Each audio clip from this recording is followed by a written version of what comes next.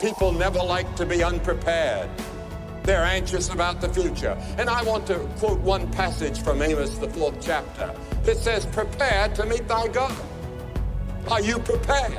If you're not prepared and have a doubt about it, pick up the telephone and call the number on your screen.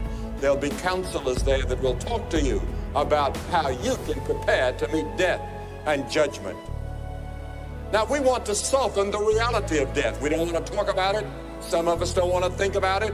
So we have a lot of cosmetics and facelifts and the frantic search for the mythical fountain of youth that goes on. But I don't want to turn tonight to the psychologists or the sociologists or the medical students, but to the Bible. What does the Bible say about death? First, the Bible says that death is an enemy of man and God. Paul calls it an enemy. He says, 1 Corinthians 15, the last enemy that shall be destroyed is death. Now, it's an enemy to God because God never meant for man to die. When he created us, he meant for us to live forever. But we broke his law. We rebelled against him. And he said, if you do that, you're going to die. He had to keep his word. Neither sin, nor pain, nor disease, nor death were part of God's original plan for man. Death was the penalty for sin when he said, thou shalt surely die. And the judgment, dust thou art, and unto dust thou shalt return, came after man's rebellion. Are you prepared? And then secondly, the Bible teaches that this enemy of death is going to be destroyed.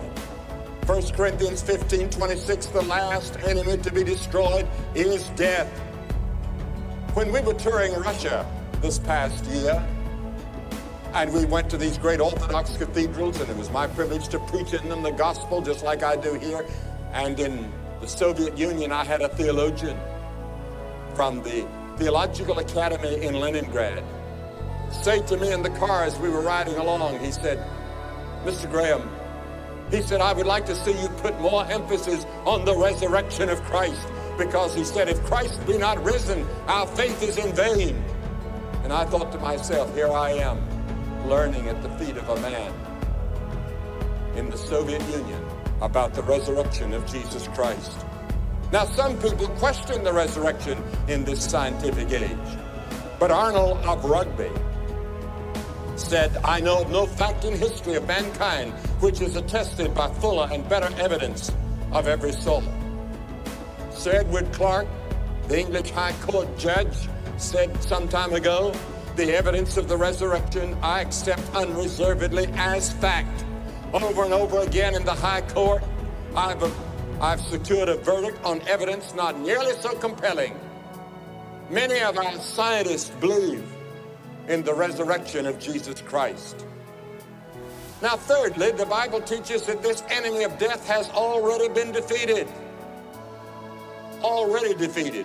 Paul says, O death, where is thy sting? O grave, where is thy victory? By death and resurrection of Christ, he said, I am he that liveth and was dead, and behold, I am alive forevermore, and have the keys of hell and death. Think of it, he has the keys of hell and the keys of death. Now, what is this defeat of death? Paul likens it to a poisonous insect whose sting has been withdrawn. He says the sting of death is sin. Now I want you to think about death for a person who does not know Christ, for an unbeliever. Disc jockeys are reviving that old pop song of David Clayton Thomas, which goes, and when I die, I pray there ain't no hell. But the Bible teaches there will be a judgment. Michelangelo's Last Judgment, considered by many to be man's greatest work of art. You go immediately after you die to face the judgment. And the judgment is not going to be to decide whether you're saved or lost. The judgment is going to be to decide your place in hell, because the decision is being made by you here and now, in this life. And you cannot read the Bible and miss the references to hell.